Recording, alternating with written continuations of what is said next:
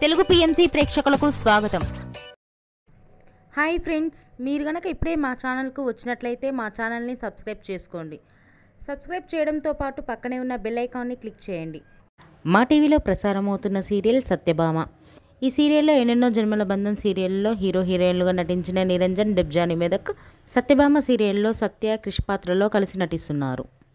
తాజాగా డెబ్జానీ మెదక్ తన లేటెస్ట్ ఫొటోస్ని అభిమానులతో పంచుకుంది. ఆ ఫొటోస్ని మనం కూడా చూసేద్దాం.